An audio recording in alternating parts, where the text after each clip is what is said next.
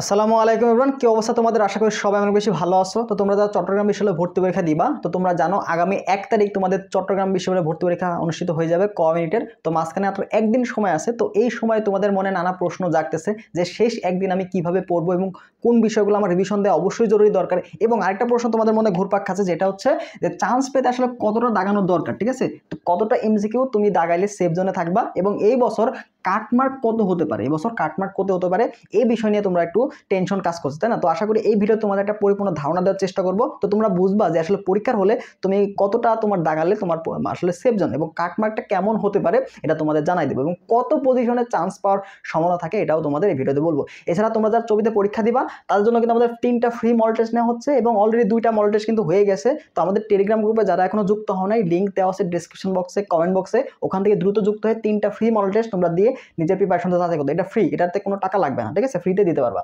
আচ্ছা, তো কথা না বাড়ে আমরা ভিডিওটা শুরু করি। দেখো, তোমাদের প্রথমে যে আলোচনা করবো সেটা হচ্ছে তোমাদের যে করণীয় একদম লাস্ট দিন, অর্থাৎ আজকে থেকে শুরু করে কালকে এই দিন তোমাদের যে করণীয়, যাদের সাস্টে ভর্তি পরীক্ষা আছে তাদের তো সময় পাবা না, আর যাদের সাস্টে পরীক্ষা দিবা না বা ডেন্টাল পরীক্ষা দিবা না, তো ডাইরেক্ট সামনে তোমাদের চবি পরীক্ষা, তারা কি করবা? তারা অবশ্যই তোমার যে কাজটা সেটা হচ্ছে ক্যালকুলেটর হ্যাক্সটা তোমাকে জানা উচিত, ঠিক আছে? তো এখানে যেহেতু ক্যালকুলেটর ইউজ করা যাবে, তো ক্যালকুলেটর কিভাবে তুমি সহজে দ্রুত এমসিকিউ সলভ করতে পারবা, যে ম্যাথমেটিক্যাল টার্মগুলো আসবে, বিশেষ করে রসায়নে কিছু ম্যাথ থাকবে, পরিমাণগত রসায়নে, ঠিক আছে? এরপর যারা ফিজিক্সের কিছু ম্যাথ থাকবে, তো ওইগুলো তোমরা কিভাবে দ্রুত সলভ করতে পারো, যারা ম্যাথ দাগাবা, বিশেষ করে যারা ম্যাথ দাগাবা তাদের জন্য কিন্তু ক্যালকুলেটর হ্যাক্সটা অনেক অনেক বেশি গুরুত্বপূর্ণ। এখান থেকে তুমি ইন্টিগ্রেশন, ডিফারেন্সিয়েশন, বহুপদী প্রশ্নগুলো সবগুলো সলভ করতে পারবা, জটিল সংখ্যার প্রশ্নগুলো সলভ করতে পারবা, জটিল সংখ্যার আর্গুমেন্ট, রিয়েল পার্ট সবগুলো ইজিলি সলভ করতে পারবা। তো এই যে ক্যালকুলেটর হ্যাক্সগুলো তোমাকে অবশ্যই অবশ্যই জানতে হবে, এগুলো এক্সাম হলে তোমাকে অনেক বেশি হেল্প করবে। 2 নম্বর পয়েন্ট সেটা হচ্ছে, দেখো ফিজিক্সের ক্ষেত্রে, রসায়নের ক্ষেত্রে তোমার যে ফিজিক্সের ক্ষেত্রে যে মাত্রাগুলো আছে, এককগুলো আছে, এগুলো মাস্ট। এখান থেকে তুমি 2 থেকে 3টা প্রশ্ন কমন পাবো, মাত্রা একক থেকে দেখবা 2 থেকে 3টা প্রশ্ন চলে আসছে। তো মাত্রা এককগুলো চেষ্টা করবা খুব ভালো মতো রিভিশন দেওয়ার, শেষ মুহূর্তে এসে এটা তোমার অনেকে কিন্তু গোলায় ফেলো, তোমরা অনেকে গুলাই ফেলো মাত্রা এককটা। দেখো তোমরা পড়ছো এতদিন ভালো করে, কিন্তু পরীক্ষার হলে বুঝবা যে এরপর ইনভার্স হবে নাকি এরপর ইনভার্স হবে না, এটা অনেকে গুলাই ফেলো। তো অবশ্যই এই জিনিসটা ভালো করে রিভিশন দিবা এবং হচ্ছে উদাহরণ টাইপের যে প্রশ্নগুলো আছে, উদাহরণ, ঠিক আছে?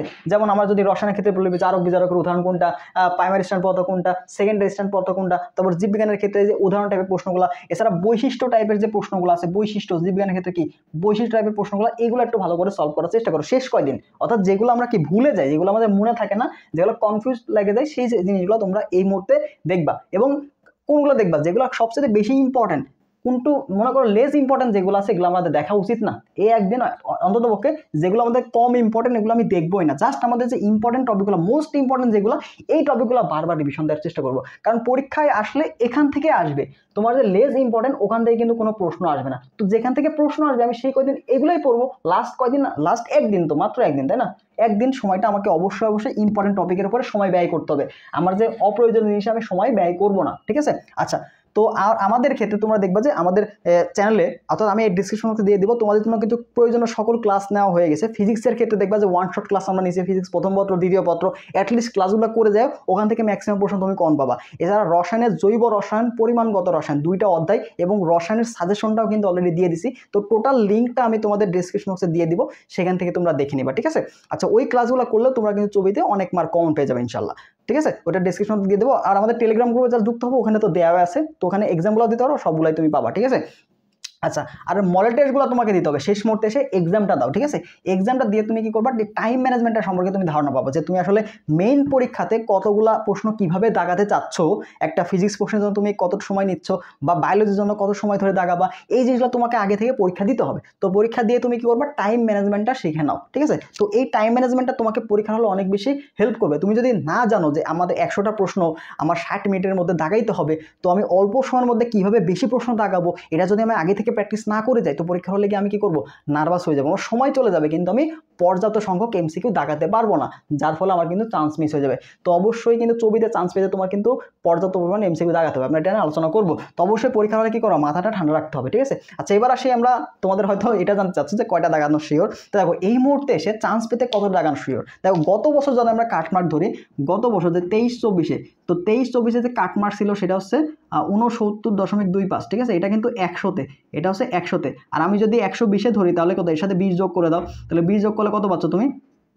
দেখো 89.25, 120 এই মার্কটা আসছে। কিন্তু এই বছর দেখো জিপিএ মার্ক কত, এই বছর তোমার 100 হবে পরীক্ষা আর 10 হচ্ছে তোমার জিপিএ, টোটাল কত 110, ঠিক আছে। তাহলে 110 হচ্ছে তোমার টোটাল মার্ক হবে এটা। তাহলে দেখো গত বছর কি 69.25, এখানে কি গত বছর কিন্তু সেকেন্ড টাইমার যারা ছিল, সেকেন্ড টাইমার, এই সেকেন্ড টাইমারদের কিন্তু 5 মার্ক কাটছে, সেকেন্ড টাইমারদের 5 মার্ক কাটছে। কিন্তু এই বছর অর্থাৎ 2024-25 তোমার কিন্তু সেকেন্ড টাইমার যারা আছো, সেকেন্ড টাইমার, এই সেকেন্ড টাইমারদের কিন্তু 3 মার্ক কাটা যাচ্ছে। কয় মার্ক?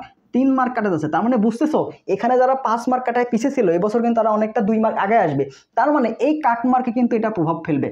সেকেন্ড টাইমারদের 2 মার্ক কমে যাওয়া মানে কাট মার্কে কিন্তু অবশ্যই প্রভাব ফেলবে, ঠিক আছে। তার মানে এবার বোঝাই যাচ্ছে যদি প্রশ্ন প্যাটার্ন সেম থাকে, একটা মাথায় রাখো, যদি প্রশ্ন প্যাটার্ন বিগত বছরগুলোর তুলনায় থাকে, এই বছর এই মার্কের চান্স না হওয়ার সম্ভাবনাও রয়েছে, ঠিক আছে। এই বছর এই মার্কের চান্স নাও হতে পারে। আবার কি এই মার্কটা তুমি যদি বলো যে ভাইয়া আমি মানে সর্বোচ্চ যে সেফ জোন সেটা কত, তুমি যদি সেফ জোন একদম মানে এটা কিন্তু সর্বশেষ মেরিট, এটা কিন্তু সর্বশেষ মেরিট পর্যন্ত গেছে, তার মানে তোমাকে মিনিমাম 70% মার্ক, মিনিমাম 70% মার্ক যারা ফার্স্ট টাইমার তারা মিনিমাম 70% মার্ক তোমাকে টার্গেট রাখতে হবে। 70-এর নিচে নামাই যাবে না, 70-এর নিচে নামাই যাবে না। তুমি 70-এর উপরে যত পারো তত দাগাও, মানে মার্ক তোলার চেষ্টা করো, কিন্তু 70-এর নিচে কখনোই যাওয়া যাবে না। এবং যারা সেকেন্ড টাইমার আসো, যারা সেকেন্ড টাইমার তো তোমাদের উচিত 75% টার্গেট করা, মিনিমাম 75% তোমাদের টার্গেট করা। তাছাড়া তোমরা কিন্তু এখানে চান্স পাওয়ার সম্ভাবনা খুবই কম। কারণ দেখো এখানে কিন্তু এই বছর গত বছরের থেকে এই বছর কম্পিটিশনটা বেশি, যা বুঝতেছি আশপাশের যে অবস্থা, অর্থাৎ চবি নিয়ে এই বছর কিন্তু অনেকটাই হাইপ, ঠিক আছে, অনেকটা হাইপ। মেডিকেলের পরপর পরীক্ষা হয়ে যাচ্ছে, ঠিক আছে, আগে পরীক্ষা হচ্ছে, তো চবি নিয়ে কিন্তু অনেক হাইপ, তো অনেকে কিন্তু পরীক্ষা দিচ্ছে এবং প্রিপারেশনটা কিন্তু ভালোই নিচ্ছে সবাই। তো এখানে কিন্তু হাড্ডাহাড্ডি লড়াই হবে এই বছর। এবং এই বছর কিন্তু মোটামুটি আমি একটা আন্দাজ করতে পারছি কাটমার্ক এটার থেকে একটু বেশি হবে, এর থেকে 2-1 বা বেশি হতে পারে। তো তুমি সেফ জোন হবে 70% মার্ক, মিনিমাম 70% মার্ক তুমি টার্গেট রাখার চেষ্টা করবা। তো তোমার কি করতে হবে যে 100টার মধ্যে ভাই আমি কতটা দাগাবো কতটা। তো দাগানোর ক্ষেত্রে দেখো তোমার মার্ক রাখতে হবে কত, তোমার মার্ক রাখতে হবে 80, আমি ধরলাম তোমার মার্ক রাখতে হবে 70, ঠিক আছে। 100টার মধ্যে তোমার 70টা কি হতে হবে, মার্ক পাইতে হবে। তো তুমি তো 70টাতে দাগাইলা, তুমি মনে করলা যে আমি 70টা দাগাইছি 70টা হয়েছে, তা কি হবে? তুমি এই 70টা দাগাইছো, এর মধ্যে কিছু না কিছু তুমি ভুল করছো। এবার তুমি যেটা দাগাইছো সেটা হয়তো উত্তরপত্রে ভুল দেওয়া আছে। আবার কিছু প্রশ্ন কি ব্ল্যাঙ্ক থাকে, ঠিক আছে, কিছু প্রশ্ন ব্ল্যাঙ্ক থাকে যেগুলো, আচ্ছা ব্ল্যাঙ্ক প্রশ্ন থাকলে কি করবা, এটা অনেকে প্রশ্ন থাকে না। তো ব্ল্যাঙ্ক প্রশ্ন থাকে অ্যান্সার করা যাবে না, ব্ল্যাঙ্ক প্রশ্ন থাকে অ্যান্সার করবা না, ঠিক আছে। ব্ল্যাঙ্ক থাকলে অ্যান্সার তুমি উত্তরের মধ্যে নাই অপশনে, তাহলে তুমি ওটা অ্যান্সার করবা না, ওটা অটোমার্ক তুমি পেয়ে যাবা, ঠিক আছে। তাহলে এই যে 70টা দাগালে তোমার জন্য কিন্তু রিস্ক, তুমি 70টা দাগানো যাবে না, তোমাকে দাগানোর ক্ষেত্রে মিনিমাম 80টা দাগাতে হবে, মিনিমাম 80টা দাগাতে হবে, মিনিমাম 80টা দাগাতে হবে। 80টার নিচে দাগানোই যাবে না, 80টার নিচে কখনোই দাগানো যাবে না। কারণ তুমি যদি 70টা দাগাও তো 70টা কিন্তু তোমার রিস্ক হয়ে যায়, 70টা রিস্ক। দেখো আবারও বলছি, প্রশ্ন প্যাটার্ন যদি সেম থাকে, বিগত বছরগুলোতে যেমন হয়েছে এই বছর যদি সেম থাকে, যদি প্রশ্ন প্যাটার্ন একটু চেঞ্জ হয়, অর্থাৎ প্রশ্ন যদি একটু হার্ড করে ফেলে, কোনোভাবে যদি চেঞ্জ হয় তাহলে কাটমার্কটা কমবে। আর যদি প্রশ্ন প্যাটার্ন যদি আগের বছর তুলনায় থাকে যেমন ছিল ওইমনই, তো ওমন থাকলে তোমাকে অবশ্যই 80টা প্রশ্ন দাগে আসতে হবে মিনিমাম, ঠিক আছে। কারণ এর মধ্যে তুমি যদি 70টায় দাগে আসো, তোমার কিছু প্রশ্ন ভুল যাবে, উত্তরপদের সাথে কিছু মিলবে না, তো তোমার কিন্তু রিস্ক থেকে যাচ্ছে। আর যদি 70টা দাগাও তো তোমার চান্স হওয়ার সম্ভাবনা কিন্তু থাকে। আর যারা ভালো করবা, যারা টপ করতে চাও, তাহলে তো অবশ্যই তাদের কি 90+ দাগাতে হবে। যারা টপ করতে চাও তারা কি অবশ্যই 90+ তোমাকে দাগাইতে হবে, 90+ দাগাতেই হবে, ঠিক আছে।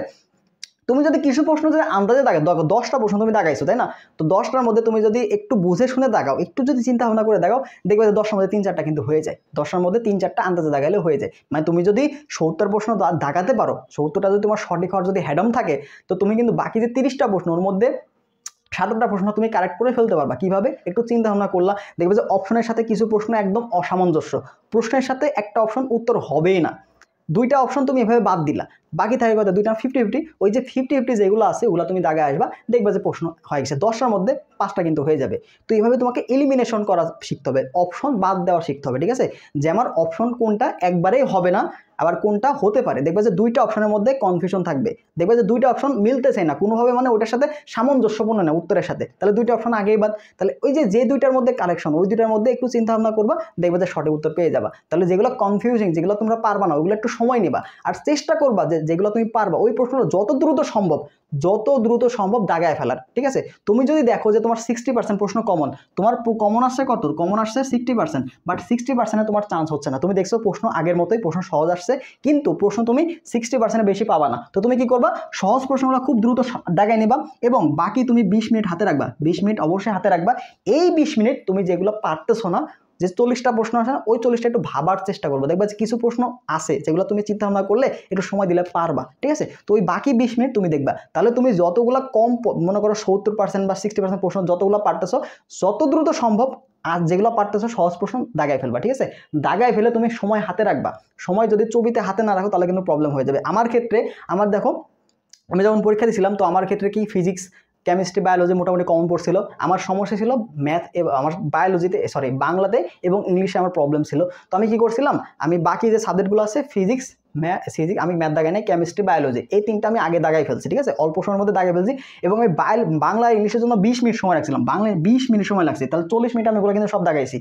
20 মিনিট আমি জাস্ট বাংলা ইংলিশ চিন্তা ভাবনা করে দাগাইছিলাম, আমার কিন্তু কমন পড়ছিল না। বাংলাতে আমার জাস্ট একটা প্রশ্ন কমন পড়ছিল, বাট আমি যখন চিন্তা ভাবনা করে দাগাইলাম আমার কিন্তু 10টার মধ্যে 7টা প্রশ্ন হয়েছিল। তাহলে বুঝতেছো আমার প্রশ্ন ছিল একটা কমন, আমি ভাবছি আমার চান্স হবে না, আমি ফেল করবো বাংলাতে, বাট আমি কি একটু চিন্তা ভাবনা করে দাগাইলাম। পরে আমি রেজাল্টের দিন দেখলাম যে আমার 7টা, মানে রুমে এসে মিলাইলাম দেখলাম যে আমার 7টাতে সঠিক হয়ে গেছে। তাহলে বুঝতেছো, তো তুমি একটু যেগুলো পারবা না সেগুলো একটু সময় রাখবা হাতে, অবশ্যই 20 থেকে অথবা 15 মিনিট, মিনিমাম 15 মিনিট সময় তুমি রাখবা। যদি তোমার প্রশ্ন কমন না পড়ে, যদি দেখো যে 60% কমন পড়ছে বা 65% কমন পড়ছে, তো এরকম কমন পড়লে তুমি হাতে অবশ্যই 15 থেকে 20 মিনিট সময় রাখবা, রেখে যেগুলো পারতেছো না ওগুলো একটু চিন্তা ভাবনা করবা, ঠান্ডা মাথায় একটু ভাবার চেষ্টা করবা যে এটা হতে পারে, সেগুলো একটু দাগায় আসবা, ঠিক আছে। তো তোমাদের সাথে কিন্তু একটা লম্বা একটা জার্নি আমাদের গেল, যাবির আগে যাবি ডি ইউনিট, ঠিক আছে, এ ইউনিট, এছাড়া চবির কতগুলো ভর্তি পরীক্ষা, এটা কিন্তু তোমাদের সর্বোচ্চ আমি চেষ্টা করছি আমার পক্ষ থেকে যা করা যায়, গাইডলাইন যতটুকু দরকার সেগুলো দেওয়ার চেষ্টা করি। আমাদের পেইড ব্যাচগুলোতে কি হয়েছে দেখো, পেইড ব্যাচগুলোতে আমাদের প্রায় আমরা যাবি থেকে শুরু করে যাবি এবং চবি মিলে প্রায় 1000 স্টুডেন্ট কিন্তু গাইড করছে আমাদের এখানে। পেইড ব্যাচে কিন্তু প্রায় 1000 স্টুডেন্ট ছিল। তো এই স্টুডেন্টগুলোকে কিন্তু মানে এরা কখনো গাইডলাইনের অভাবটা কিন্তু বোধ করে নাই। এরা যখনই যা প্রশ্ন, যা ওদের মনে যে সকল প্রশ্নগুলো আসছে, যদি কোনো কনফিউশন থাকে সেটা সবসময় চেষ্টা করছি আমরা সলভ করে দেওয়ার, ঠিক আছে। আমাদের যে প্রবলেম সলভিং গ্রুপটা আছে এখানে ওরা দেখাইতে পারবে না যে ওদের কোনো প্রবলেম সলভ নাই। এছাড়া ওরা আমাদের ইনবক্সে যখন নক দিত, এই ক্ষেত্রে একটা ইনবক্সও কিন্তু আনরিড কোনো মেসেজ নাই, ঠিক আছে। আমরা সবগুলো প্রশ্নে ওদের রিপ্লাই করার চেষ্টা করছি। তো এই যে সাপোর্টটা, এটা কিন্তু আমরা দেওয়ার চেষ্টা করছি। তো আমাদের পক্ষ থেকে যতটুকু পারা যায় সর্বোচ্চ ইফোর্ট কিন্তু আমরা দিয়েছিলাম। এবার তোমরা স্টুডেন্টরা তোমরা যদি নিজেদের সেরাটা দিয়ে থাকো, যদি মনে করো যে না আমার পক্ষ থেকে আমি ফুল ইফোর্টটা দিছি, তাহলে অবশ্যই তোমরা ভালো করবা। কিন্তু মেন্টর হিসেবে, টিচার হিসেবে আমার যতটুকু করার কথা ছিল আমি কিন্তু তার থেকে অনেক বেশি করছি। দেখো তোমাদের কিন্তু ক্লাস দেওয়ার কোনো কথা আমার ছিল না, আমাদের এক্সাম ব্যাচগুলোতে ক্লাস দেওয়ার কোনো কথা ছিল না। আমরা এক্সাম দিয়েছিলাম গাইডলাইন এবং টপিক অ্যানালাইসিস, যেগুলো ইম্পর্টেন্ট, অর্থাৎ তোমাদের ছবির জন্য যা যা প্রয়োজন ছিল সব কিছু কিন্তু আমরা তোমাদের প্রোভাইড করছি, ঠিক আছে।